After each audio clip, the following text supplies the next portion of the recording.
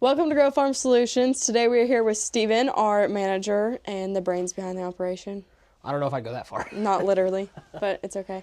And as most of you know, I'm Haley Clark. I'm the social media coordinator here, and today we're going to be talking to Steven about Harvest.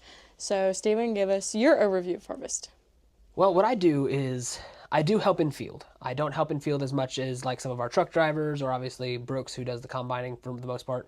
But I do have a little bit of experience in like running the grain cart and things like that. So I do that, but I don't do it as much as some of our other guys who tend to be out in the field more than I am.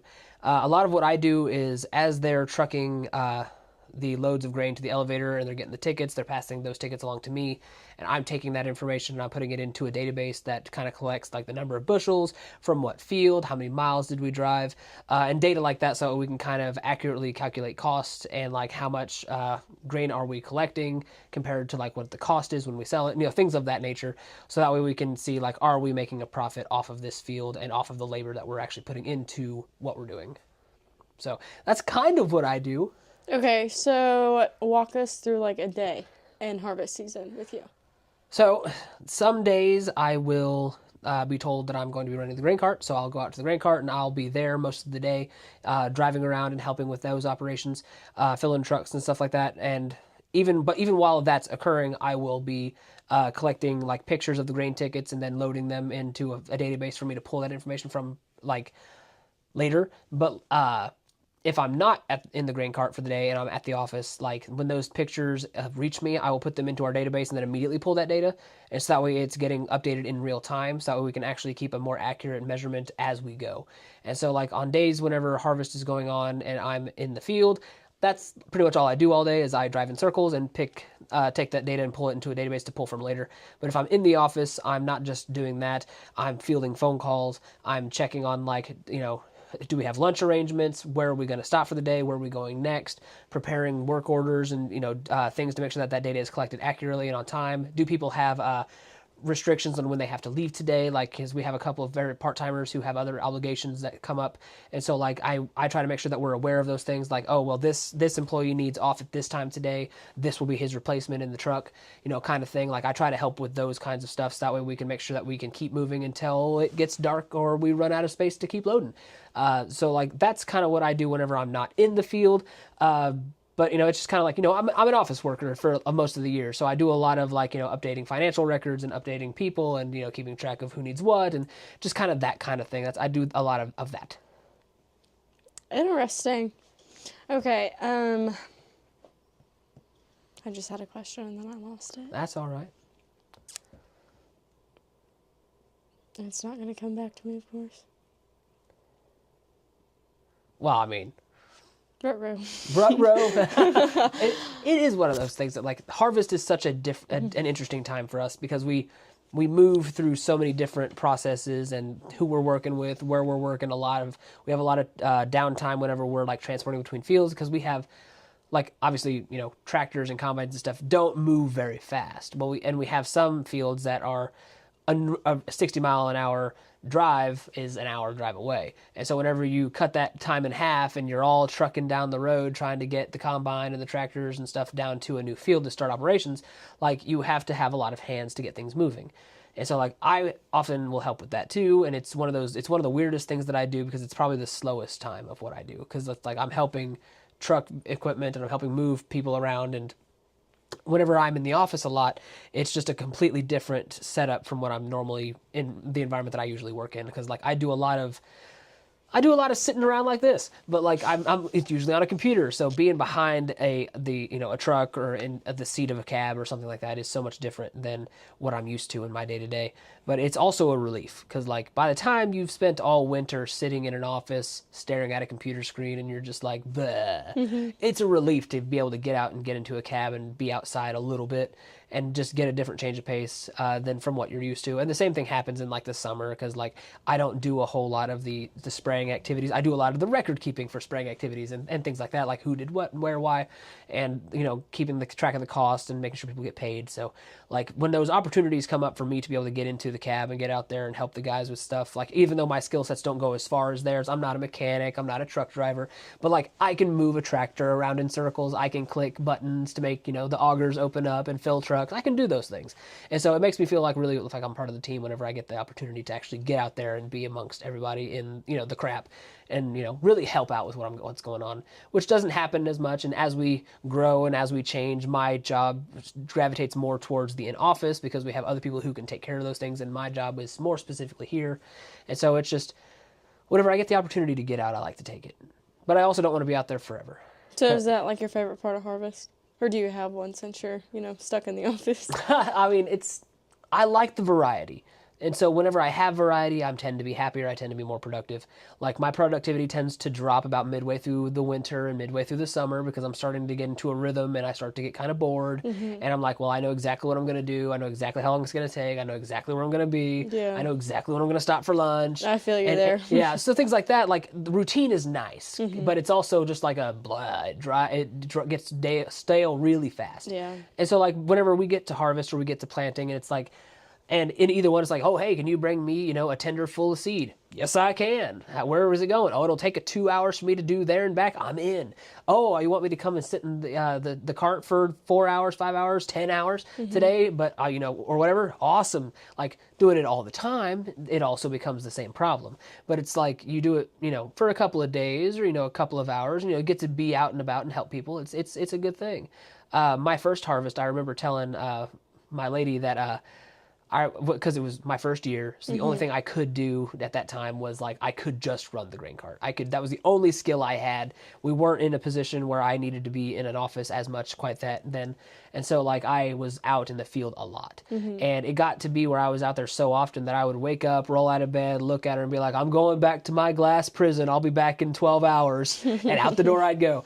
And it's like, but it was one of those things that like after it was over, you missed it. Because it's just like, it is nice to just kind of get out and do something. It's just, it became one of those things when you sit in a glass box for 12 hours, that's what you did for 12 hours. Yeah. And so it's just having that variety, and as my job has evolved and what I need to do and what I get to help with has changed and shifted, my skill sets have grown and my responsibilities have changed, I've really enjoyed the variety during the whole year, not just harvest, but harvest is definitely the one that I get to do the most different stuff. Because like Brooks is a man who likes to run his equipment. So during planting, he tends to be in that seat a lot, and there's not a whole lot of help he needs other than to bring him more seed sometimes. And so like I still spend quite a bit of time in the office during planting season. But with harvest, there's so many hands needed in so many spots that I do actually get pulled from the office to help out. Yeah, I think now that I've been here for a year, I think my favorite seasons are definitely throughout the spring and harvest. I have missed harvest. Some of my favorite experiences throughout harvest, so I can't really even say experiences, more like memories, that included you was whenever Brooks had dumped corn on your cab. Yes. That was something, because he looked at me, I was in the tractor, and he looked at me and he said, why don't we do some cab corn on Steven? I was like, what is that? Oh yeah, I remember that because it was like you were standing outside for a while and you were catching audio and video and stuff for the various socials, and he just drove right over top of me and dropped corn right on top of the cab, and I remember being inside going no, because it was just a good laugh and that's something that I really enjoy about this occupation as well, is that like you get to have fun like that. Like it's not serious every day all the time. You do get to slow down. You do get to have a good time. You do get to relax. I did miss the company like after harvest meal because I had other obligations going on, but like that was something that we've always done. Like, or in some capacity, we try to do some kind of event, some kind of dinner, some kind of activity with the team after the season kind of draws to a close that I've never really experienced anywhere else. And so it's just like you really get that feel that Brooks really cares about his people and puts their needs, they're definitely a priority in his mind. It's definitely a lighthearted environment that I've really enjoyed working in. Another one of the times that I left during harvest was you had went over the Voxer and you were like, I have cookies in my cab if anybody wants any. And then like you came back over there and was like, please, somebody come get some or else I'm going to eat them all. And I was like, what in the world? Because I hadn't listened to like the rest of the conversation beforehand. So I just tuned in on that. And I was like, why does he have a bunch of cookies in his cab? Like, what's going on here? Yep. It was that day, one of our guys, he was coming back from dumping a load of grain, and he stopped at like a gas station and grabbed himself a drink, grabbed a big old like case of cookies, and then came back out to the field, and he had like, you know, a handful of them, but he was like, here, share these with everybody, because I was in the cart. So I was more likely to come into contact with everyone. And so I let everybody know, I've got cookies in the car. But like, I'm also a person, I like cookies. So like, if you don't come take these from me, I will eat them all. Like, the temptation of them in the cab with me was so bad. Yeah. And I did. I ate a lot. Like, I think I ate 2/3 of that package of cookies on my Oh own. my goodness. Like, whenever I finally switched out, well, with one of our guys at like, I don't know, what was it, 4:00 that day? I switched out with one of our guys. I looked at him and I was like, please eat the rest of these cookies. Don't let them be here when I come back. And he did. He finished them off. Yeah, I think overall Harvest was a good time. Oh yeah, it's changed every year for me. Yeah. Like it's one of those things that like, because I do really well with like, a lot of what I do is organization. Like I try to make a process, and like a lot of what Brooks wants me to do in my day to day is like plan for the next season, plan for how do we replicate this in the future, make it more efficient and things like that. And so every year I've always been like, is this what Harvest looks like normally? Is this what Harvest looks like normally? And then every year I've been told, depending on who I'm asking, oh yeah, this is what Harvest looks like every year. Or no, the Harvest has never looked like this before. And then from my experience now, I've gone through 3 Harvests. Every single one of them has been different. They've all been different. The general vibe is the same, but the process is different every year. And it's just that we adapt with the times, we adapt with what we have available, we adapt with the resources and the people we have available. And so every year has been a little bit different. And so and every year my time in the cab has gone down, and my job here in the office has gone up. And because we've got other people, and, you know, as the teenagers who we have helping us, and, you know, the families that we have helping us have people that are getting older or getting more capable, my necessity falls more here and managing them than it is me being physically in the tractor seat. And so like, it's been a very difficult thing to try to like, this is what Harvest looks like, when really it's like, this is what Harvest looks like. Yeah, it never fits in like the square box you try to put it Yeah. in. It's like, I don't even know, like you see those memes where it's like saying like you're doing something and actually doing it, and it's like Harvest, but then it's like Harvest, like it's crazy. Yes. And you see these people who are just like, oh, it's that time again, long hours in the cab and late nights, early mornings, and I'm like, yes. Or maybe not. Yeah. Because I was like, maybe, who knows? Well, and you could be in the middle of the field and just it like starts pouring down rain, then you're like, well, I guess we're done for the day. Yeah, we've had that happen a couple of times. We had a few breakdowns this year, a few hiccups, but really nothing all that major. Just a couple of like, oh, that's inconvenient, and then we move on, or, you know, like, oh, a couple hours here, a couple hours there. But like, we really did have a very fortunate harvest this year. Like, we had some pretty good yields, we had some pretty good like turnover with the time. Like, we got over it really quick, and honestly, we would have been done so much faster if it wasn't for the weather. Yeah. Like, we were really getting close to being done, and then suddenly it was just like rain, so much rain. And then we were like, all right, we'll slow down. And then we waited, and finally got done. And then we're, you know, now that harvest is over, a lot of what I do after is that, like, I take up the compiling the data. Like, did we make money? Did it cost too much? Where did we lose money? Like, what is the cost per acre, and then what's the revenue per acre, and things like that. And of course, we all know that the farming industry right now is kind of rough. Like, the inputs are high, the revenue is low, everyone's kind of struggling. And so it's like, we're looking at it, and like, I know that Brooks told me this back whenever we first harvested our wheat, and he said that we grew the greatest wheat harvest that he has ever grown in his career, and we lost dollars per acre. And I'm like, that's crazy. But that's the nature of the business right now. Right now, agriculture's kind of in a slump. We've got low value, high cost, and the local farmer is struggling.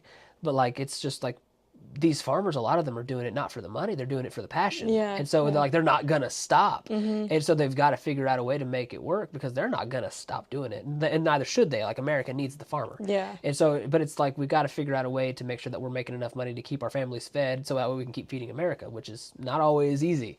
And so, Yeah. like, the stress isn't even about the job, because the job is something that people love. It's the, how do I make sure to make enough money that I get to keep doing what I love? And Yeah. that's the struggle. And I get it. It is a struggle. It's a rough time out there right now. But, you know, some people are gonna fold, and some people are gonna survive, and regardless of what happens, there's gonna be farmers tomorrow. Yeah, exactly. We need them everywhere. And I like working in the media portion of things. I see it all the time, like people bad-mouthing farmers and stuff. Mm-hmm. And, I get it. Not a lot of people understand, Yeah. what businesses do and what farmers do and what all they really sacrifice to be able to feed you. Oh, yeah. And it's just a whole lot of miscommunication, which I did a podcast episode on, like, about a month or so ago. It's just like, if we could show Yeah. them knowledge of this field, I feel like a lot of the direction of, like, hatred against them would change. Because a lot of them see, like, oh, like, they're abusing their animals, or they're doing this, or they're doing that. And that's not the case at all. No. Like, we're just trying to feed. Yes. Like I remember like one of the things that I got hired to do was to reduce the office stress off of Brooks. That way he could spend more time at home and where he needed to be. And because like he was struggling with the office stuff and I have a degree in management, so that's something that I can do. And so I was like, that's why I came on board, and that's what I've tried to do. And so my goal from day one has always been, how do I get this man to go home? Because like he's bad at going home. He's a farmer. He works like 60-hour weeks are normal. Crazy. Like I get over 45 and I'm just like, can I go home? Yeah. And like, I don't mind working. I like to work, but I also like to be at home. Like I've got kids at home. He's got a son at home. He's got a wife, things like that. Like, but he's out here, he's doing the most work. So that way all of us can go home. Yeah. And so it's just like, how do we get to a point where he can go home too? And so because like the farmer's a workhorse. All of them, every farmer I've met in my 3 years here has been the kind of people who are just like, oh yeah, I go out and I just get stuff done. Yeah, they're superheroes. Yeah, and it's awesome. Like it's really cool, but I'm like, please go home. Yeah. And like it's snowing outside. Please go home. Yeah. Like, or I'll get a call. Sometimes like it doesn't happen very often, but occasionally I'll get a message from Brooks and he'll be like, well, I'm going to take the day. And I'll be like, really? Like, are you dying? Yeah. And yeah. not usually. It's just, occasionally he does take a day off. And I'm always very happy when he does because it's a very rare thing for him. And so I'm always like, yes, we've done it enough that he feels comfortable enough to stay home today. Yeah. Because like, there's been times when he's gotten sick or, like had, some kind of medical problem where he had to take the day off. But those don't count. Those aren't days off. Like, we all stay home when we don't feel good if we can. But like, so getting those days where you're just like, you know what, I decided to sleep in today. I'm like, good. I'm so happy that we can do that for you. And so that's really what I take a lot of pride in my job is like whenever I get a message from the boss that says that he's staying home, he might not necessarily say he's staying home because of my efforts, but I know that I'm helping. And so it all comes together in a way that he gets to take some time. Somebody somewhere else in our company, in our employee group, in our team is taking the stress off him enough that he can stay home. And that is where I'm just like, yes, success. Yeah. Oh my goodness, words. I was raised in the farming family and just like thrown into it at a very young age, and my father is very passionate about it, and he probably only takes like a full day off maybe once a year, and it's whenever we get like mounds of snow to the point where he cannot leave his house. Right, Those are the only times.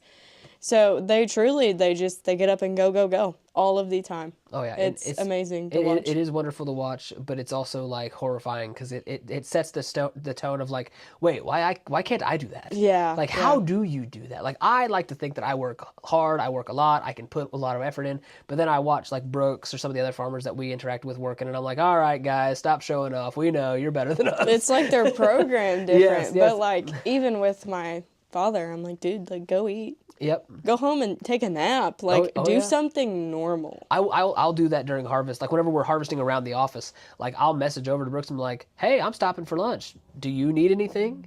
Because sometimes he just doesn't have anything in the cab with him. He might have a bunch of water, but, like, do you have a sandwich? Did you bring a bag of chips? Like, anything. Like, I would hope that you would eat healthy, but at the same time, I'm like, please just put something in your body so you don't collapse. Yeah, I feel like we stress that a lot, especially, like, right before harvest. Like, make sure Yes. you're staying hydrated, make sure you're eating enough to fuel your body, like, make sure you're getting enough rest. Like, Yes, definitely. It's just a lot. It is. It's a never-ending struggle. It's the battle that never stops because it's one of those things that, like, people back in the day, if you will, would say, like, oh, well, the farmer only works half the year. Like, No. Not anymore. Not anymore. Like, sure, when there's snow on the ground, the farmer's doing up math. He's figuring up what seed he needs next year. He's figuring up what equipment needs fixed, what repairs can we afford. Like, that's what I do. That's what I help with. I help with all the numbers. And so, like, whenever, like, people, and we had that conversation several years ago because we had several people who work with us that used to take the summers off, or it's not summers, winters off. And the way that my position works is that it's theoretically designed to do the same thing.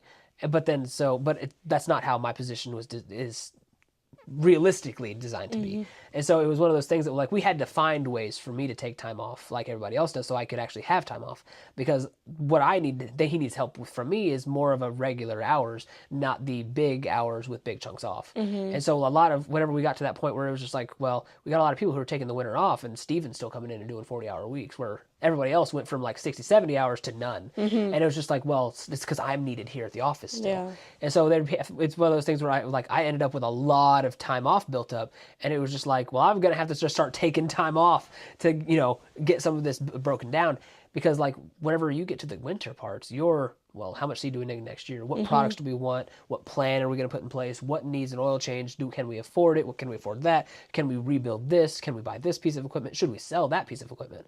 And it's just like, it's a never like, and all of that has to happen in like 3 months. Yeah. Like you've got 3 months to prepare for the next whole year. And like, what are you going to sell? What are you going to keep? Who's going to get work? Who's not going to get work? Like it's not so simple as oh yeah, we worked real hard for, 2/3 of the year and then took the other third off. Like, no. Just because the job site changed does not mean we aren't working. Like that is the biggest thing. Oh yeah. Like before we had the office, and the office was more Brooks's house. Like he was working at home all the time. And so that was why the office was such a game changer for us. Is not only did it give me a place to come every day instead of sometimes working from my house or sometimes working in the field or even from his house, that we got to move it to where like we both met here. We both met here at the office. It was a contained space where whenever we left work, we could leave it behind. Yeah. So that way, like whenever he goes home, he doesn't see his computer and think, I could do some more work. I could do some more work. Or like I like to be on my computer even as like a personal thing, like I game and things like that. And so like whenever I'm on my computer at my house all day long for work, I don't want to sit at my desk for the rest of the night playing, even just doing the things I enjoy, because I spent all day sitting at that desk doing work. Yeah. So that separation was just a big game changer for us, because so we could really separate work from home life and get that work-life balance, especially for him. Yeah. Because, I had it pretty good because, he's really good about that. But we needed to get it for everyone else, including himself. Yeah. Well, I don't think I have anything else for you. I don't think so either. I think that was pretty good. I think we got covered a lot. I think we talked about a lot. Yeah, I feel like we talked for like ever. It does feel like forever. I'm kind of curious as to how long it was, because I can see the number on the screen, but it's kind of hard to read from here because I'm blind and old. But I do appreciate you taking the time to come out and talk to me today, because I know that we've been planning it for a couple weeks, and weather and life kind of got in the way. Life is crazy. So we finally got to sit down and do it, and I think it turned out pretty well. Yeah, I enjoyed it. All right, well, we'll see you guys next time.